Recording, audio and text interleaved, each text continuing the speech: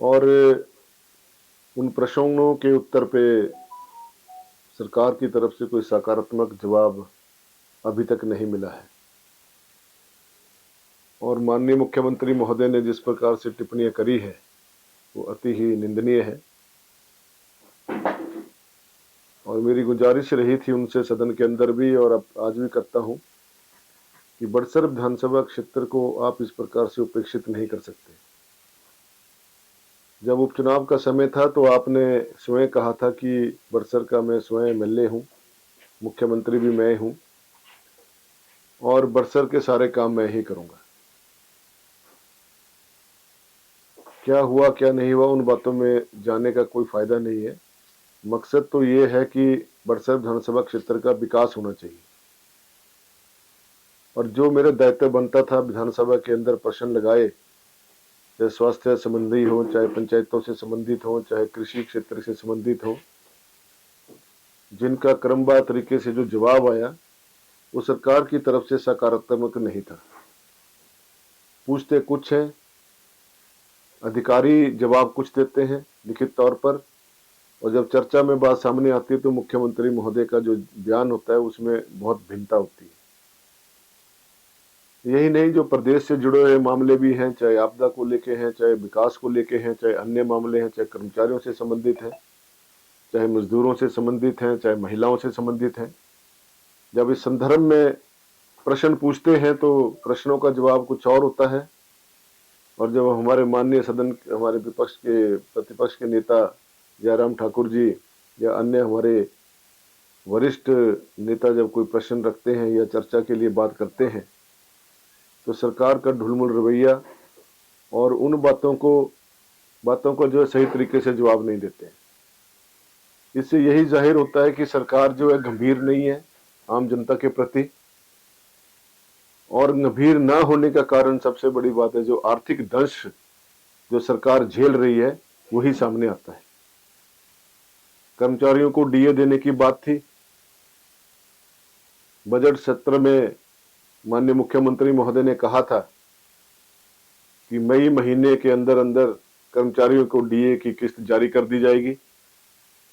लेकिन जब अभी वर्तमान समय में जवाब मांगा गया उनसे, प्रतिपक्ष के नेता ने और हमारे वरिष्ठ नेताओं ने चर्चा करी, विधानसभा के अंदर प्रश्न लगाए, तो उसके जवाब में माननीय मुख्यमंत्री ने महोदय ने कहा कि प्रदेश की आर्थिक स्थिति ठीक नहीं है, इस वजह से जो हम कर्मचारियों को डीए की किस्त नहीं दे पा रहे हैं।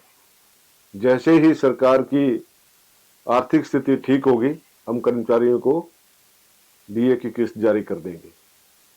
कहने का तात्पर्य यह है कि जब आपको पता है कि प्रदेश की आर्थिकी ठीक नहीं है तो फिर आप विभिन्न प्रकार की घोषणाएं करते क्यों हैं।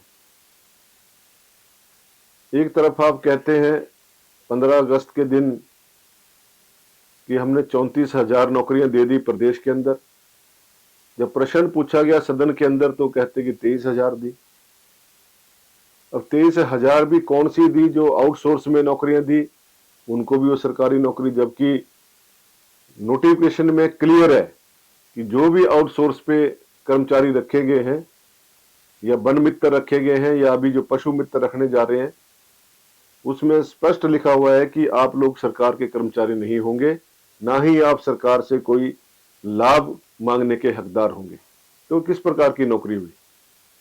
और जिस समय घोषणा पत्र जारी हुआ था कांग्रेस पार्टी का, उस समय बहुत जोर जोर के साथ कहा गया था कि हम 53 साल वाली नौकरी देंगे, पक्की नौकरी देंगे, 1 लाख नौकरियां प्रति वर्ष देंगे। आज 2.25 साल हो गए तो उसके हिसाब से तो लगभग 2.5 लाख नौकरियां तो मिल जानी चाहिए थी। जब सरकार से इस बारे प्रश्न किया गया चर्चा के दौरान तो सरकार जो है वो उल्ट जवाब दे रही है कि हमने इतनी नौकरियां दे दी।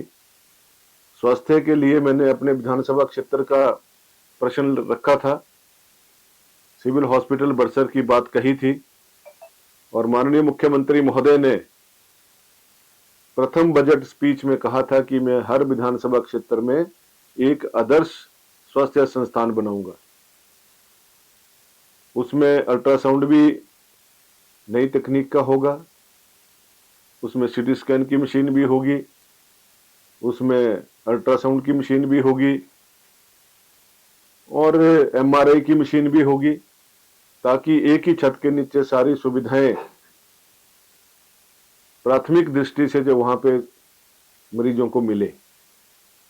सोच अच्छी थी, लेकिन हुआ क्या, 2.5 साल में ना तो भवन बन पा रहा है, ना स्पेशलिस्ट डॉक्टर मिल पा रहे हैं। जब डॉक्टर्स की बात आई तो माननीय जो हमारे स्वास्थ्य मंत्री हैं, उन्होंने कहा कि 1.5 हफ्ते के अंदर अंदर कम से कम 2 डॉक्टर मैं आपको दे दूंगा। अब आते हैं नहीं आते हैं वो तो सरकार के ऊपर निर्भर करता है, लेकिन परिस्थितियां तो ऐसी है, डॉक्टर भी यहां क्यों आएगा जब उसको करने को ही नहीं होगा स्पेशलिस्ट डॉक्टर को, तो क्यों आएगा वो। सरकार को पहले इंफ्रास्ट्रक्चर बनाना चाहिए, हमारा भवन बनना चाहिए सिविल हॉस्पिटल का, और सिविल हॉस्पिटल के मानकों के अनुसार जो भवन बनना चाहिए, जो वहां पे इंफ्रास्ट्रक्चर चाहिए, वो तैयार करके दीजिए, तब तो डॉक्टर लाने का फायदा भी है। और इतना बड़ा हॉस्पिटल होने के बावजूद लगातार इतने वर्षों से आम जनता भी और मैं स्वयं भी स्वास्थ्य सुविधाओं को के लिए सरकार से मांग कर रहे हैं, लेकिन सरकार की तरफ से कोई प्रतिक्रिया जो है वो ठीक ढंग से नहीं आती है। और इसके साफ संकेत यही मिलता है कि प्रदेश के पास पैसे की भारी कमी है, उनके पास कर्मचारियों को वेतन देने की समस्या है। अभी जिस प्रकार से ओपीएस की बड़ी वाहवाही सरकार ने लूटी, अब बैकफुट पर जा रहे हैं, अब कह रहे हैं कि अब ओपीएस बंद करनी पड़ेगी, अब हमें जो है यूपीएस में जाना पड़ेगा। तो जिस समय आपने घोषणा पत्र तैयार किया उस वक्त आपने सोचा क्यों नहीं? आपने जुमलेबाजी जो करी, जनता को जो ठगा, उसका क्या? और जो जिस प्रकार का एक व्यवस्था परिवर्तन की आपने बात करी थी, तो व्यवस्था परिवर्तन में तो आपने सारे संस्थान बंद कर दिए। आपने कहा हम नौकरियां दे रहे हैं, अरे भाई आपने हजारों के हिसाब से संस्थान बंद कर दिए, जहां हजारों नौकरियां निकलनी थी, उसका क्या होगा? बहुत दुर्भाग्य की बात है कि जो हमारे क्षेत्रों में स्कूल बंद किए गए, संस्थान बंद किए गए, अब बहुत से छात्र छात्राएं हमारी ऐसे हैं जो दूरगामी क्षेत्रों में नहीं जा सकते। सरकार का कहना है कि हमने 2 किलोमीटर की परिधि में जो है सरकार स्कूलों को मर्ज किया है। आपके पास परिवहन व्यवस्था नहीं है। अब 2 किलोमीटर भी बच्चों ने जिसने जाना है और सुबह 7 बजे चलेगा तब कहीं जाके स्कूल पहुंच पाएगा। और खासकर जहां जो हमारे बिरान एरिया है, कठियाना है, समताना है, लोहारली है, डभीरी है, या इस तरह के जो हमारे दूर दराज के स्कूल हैं, वहां से बच्चे कैसे आएंगे, छात्राएं खासकर कैसे जाएंगी, इसके बारे में आप सोचते नहीं है। कल ही मुझे देवसिद्ध कॉलेज के बच्चे मिले, छात्र छात्राएं, उन्होंने कहा कि हमें यहाँ बसों की बहुत दिक्कत है, आए दिन हमें यहाँ पर बाहर के जो गुंडा तत्व हैं वो हमसे छेड़खानी करते हैं। हमारे पास 3 बजे के बाद वहाँ कोई बस नहीं है जो सातलाई की तरफ बच्चे जाते हैं, क्योंकि बीबीएन कॉलेज में जो हमारे सातलाई से बरठी की तरफ से भी बच्चे पढ़ने आते हैं, लेकिन बस की सुविधा ना होने के कारण उन बच्चों को जो है दिक्कतें सहन करनी पड़ रही है, खासकर छात्राओं को। तो इस प्रकार की घटनाएं हो रही है। ना तो आपके पास कानून की दृष्टि से कोई ऐसा साधन है कि छुट्टी के समय में, जिस समय कॉलेज में या स्कूलों में छुट्टियां होती है, कम से कम वहां पर पुलिस की गश्त होनी चाहिए, ताकि जो हमारी छात्राएं हैं, बच्चे हैं, वो सकुशल अपने घर पहुंच सके। तो सरकार जो है कुछ भी नहीं कर रही है। कानून व्यवस्था के हालात तो ये हैं कि पुलिस वाले अपनी मर्जी से ज्यादती करते हैं, किसी के भी घर में जाकर उसके पीट के आ जाते हैं, और सुनवाई जो है एक तरफा करते हैं, जिससे जो है आम जनता के बीच में बहुत रोष है। बोलने के बावजूद भी दूसरे पक्ष को भी वहां बुला लेते हैं और उनसे भी क्रॉस एफआईआर करवा देते हैं। हमारे डिग्री कॉलेज की हालत बहुत खराब है। दिन दहाड़े एक बच्चे को 10-12 लोग बच्चे जो है पीट देते हैं कैंपस के अंदर, और प्रधानाचार्य जो है कॉलेज के, वो मूक दर्शक बन के बैठे हुए हैं, जबकि एडमिनिस्ट्रेटर ने कॉलेज के, उनको चाहिए था कि वो संज्ञान लेते। जिन बच्चों ने इस प्रकार की हरकत की है उन्हें बुलाते, उनको अनुशासन में रहने की सीख देते, या जो उनका एक एडमिनिस्ट्रेटिव के तौर पर बात बनती थी उसका वो कुछ निर्वहन करते। किस प्रकार की कानून व्यवस्था है? बच्चा गरीब घर से है, उसके ऊपर जबरन चिट्टे का आरोप लगाया गया, छानबीन में कुछ पाया नहीं गया, तो पुलिस वालों ने शरेआम उससे मार पिटाई करी। तो किस प्रकार की ये, उनको किसने हक दे दिया पुलिस को कि आप शरेआम किसी को भी पिटाई कर दो? कानून व्यवस्था के अनुसार यदि कोई गलत करता है उसको सजा मिलनी चाहिए, लेकिन कानून के आड़ में किसी गरीब व्यक्ति के साथ अन्याय हो तो वो कभी सहन नहीं होगा। ये इस प्रकार की जो व्यवस्था परिवर्तन है हमारे प्रदेश में देखने को मिल रहा है। जहां जरूरत होती है वहां किसी की मदद नहीं हो पाती, और जहां जरूरत नहीं होती वहां तो पुलिस वाले एकदम से पहुंच जाते हैं, जैसे कि उनको पंख लग जाते हैं एकदम। और जो सही बात है, जहां पर जरूरत होती है कि वहां पर जो किसी व्यक्ति के साथ अनहोनी हो रही है, ज्यादती हो रही है, उसकी वो सुनवाई नहीं करते। कैसे चलेगा? सदन के अंदर जिस प्रकार से चर्चा हो रही थी बाढ़ के कारण जो प्रदेश का नुकसान हुआ, बीच में जो माननीय हमारे रेवेन्यू मिनिस्टर है उनके साथ तीखी नोकझोंक होगी हमारे प्रतिपक्ष के नेता के साथ, कि देखिए जब भी कोई संवैधानिक पद पर बैठा हुआ है, मंत्री पद पर बैठा होता है, तो उसे बहुत संवेदनशील होकर बात करनी चाहिए। बात बात के ऊपर तंज कसने से और बेमतलब की बात करने से जो माहौल खराब होता है, कोई नहीं चाहता था। उसके बाद क्या हुआ कि सभी भारतीय जनता पार्टी के विधायक दल ने यह निर्णय लिया कि उक्त मंत्री जब भी कोई जवाब देंगे, उनके रिलेटिव कोई प्रश्न होगा, तो भारतीय जनता पार्टी का दल जो उसको नहीं सुनेगा और वहां से वॉकआउट करेगा। ऐसी सरकार से जवाब भी क्या सुनना? माननीय मुख्यमंत्री कहते हैं हमने 4500 करोड़ रुपया दिया 2023 में जो आपदा आई थी उससे निपटने के लिए, और जब जवाब मांगा गया प्रश्न उत्तर के माध्यम से तो मात्र 400 करोड़ रुपया जो है वो वितरित हो पाया इनसे 2 साल के अंदर, और बहुत से लोगों को पैसा मिला ही नहीं। बहुत सी सड़कें आज भी टूटी हुई हैं। जो 2023 में जो सैलाब आया था, जो बाढ़ आई थी, उसके कारण जो नुकसान हुआ था, लोगों के आंशिक रूप से घर टूट गए थे या पूरी तरह से ध्वस्त हो गए थे, उनको अभी तक पूरा पैसा नहीं मिला। किसी को 3 लाख मिला, किसी को 1.5 लाख मिला, किसी की 1.5 लाख देने को दे है सरकार के पास। तो ऐसी घोषणाएं आप करते क्यों हैं जिसे आप पूरा नहीं कर सकते? और झूठा श्रेय लेने के लिए हमने ये कर दिया, हमने वो कर दिया। आपका पैसा है नहीं है, खजाना खाली पड़ा हुआ है, 1 लाख करोड़ से ऊपर आपके पास लोन हो गया। ये समझ नहीं आती कि आप हर महीने 1000 करोड़ रुपया लोन में लेते हैं, उसको देते कहां हैं, किसको देते हैं, कोई पता ही नहीं है, अकाउंटेबिलिटी नहीं है, काम वहीं के वहीं खड़े हैं। पीडब्ल्यूडी विभाग में पैसा नहीं है, पीडब्ल्यूडी के अधिकारियों से बात करें तो कहते हैं हमारे पास फंड नहीं है। जल शक्ति विभाग में ना पाइपें हैं, ना ही उनके पास पैसा है। 15-15, 20-20 दिन लोगों को पानी नहीं मिल रहा है। बार बार शिकायत करने के बावजूद भी जो इनका स्टाफ है वो मौके पे नहीं जाता है। जौड़ियाम छतौली वाली जो स्कीम है पिछले 20 दिनों से बंद पड़ी हुई है। वहां ट्रांसफार्मर खराब है या मोटरें खराब है, कोई देखने वाला नहीं है। इसी प्रकार से ढटवाड़ क्षेत्र में हमारे लोगों को पानी समय पे नहीं मिलता है। लोगों को टैंकरों के माध्यम से आज भी हम सप्लाई करवा रहे हैं पानी, जहां जहां हमें मांग आती है। तो सरकार क्या कर रही है, अधिकारी क्या कर रहे हैं?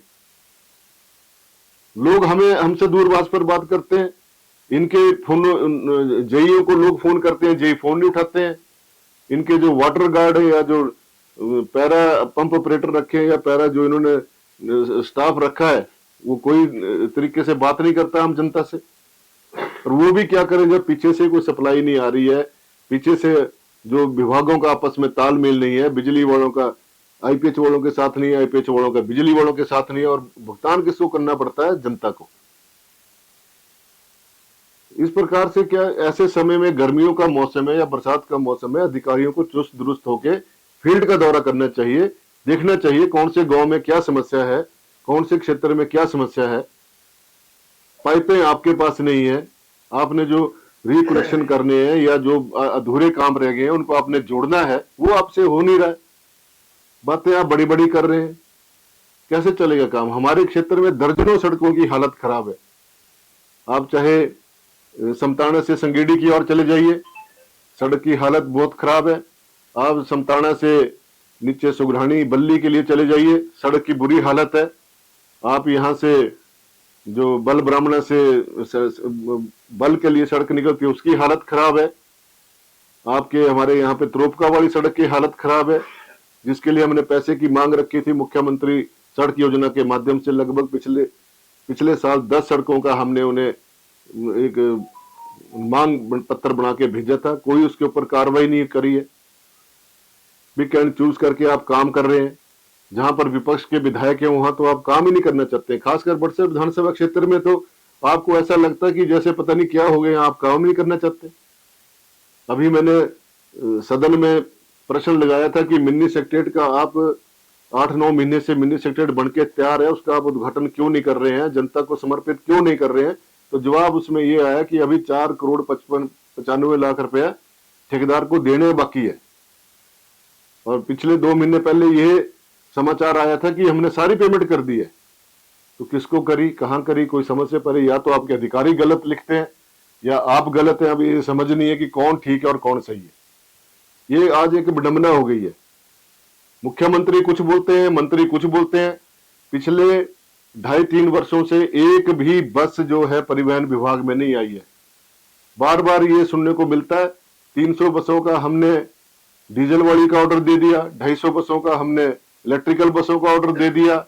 अब वो कहां दिया ऑर्डर, किसको दिया, कहां से बसें आ रही हैं, कब आएंगी, जनता को कोई पता नहीं है। ये कौन सी व्यवस्था परिवर्तन है?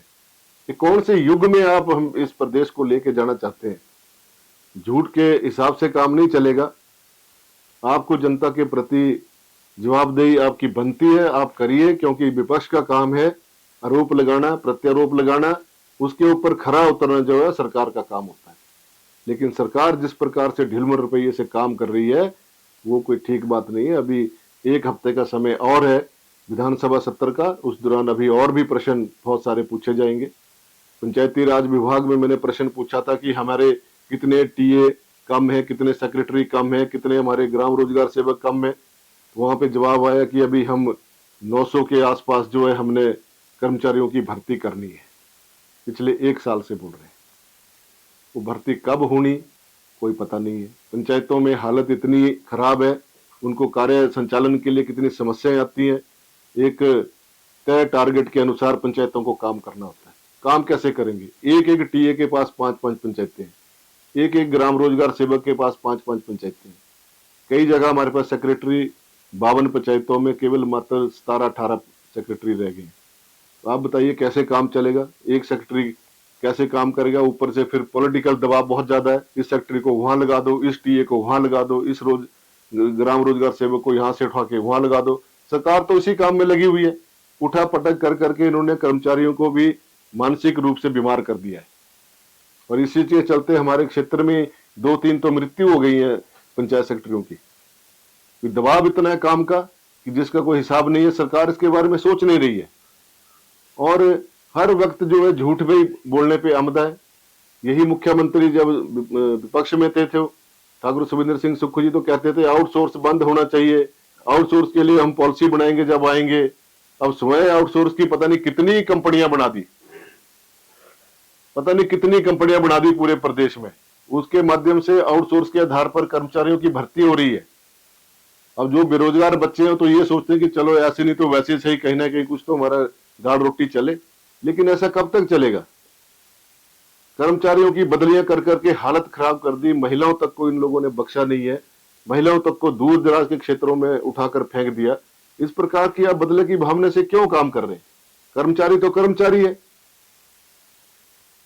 हम भी सत्ता में रहे लेकिन हमने कभी इस प्रकार की प्रताड़ना जो है किसी भी कर्मचारी के साथ नहीं करी है। इक्का दुक्का केस हो सकता है लेकिन महिलाओं के साथ खासकर कभी इस प्रकार का हमने कार्य करने का प्रयास नहीं किया है। लेकिन जिस प्रकार से वर्तमान सरकार में एक तरफ तो बोलते हैं तबादले बंद हैं, तो दूसरी तरफ दूसरे दिन ही ऑर्डर आ जाता है कि फलां को फलां जगह उठा दिया, फलां को फलां जगह उठा दिया। क्या है ये सरकार?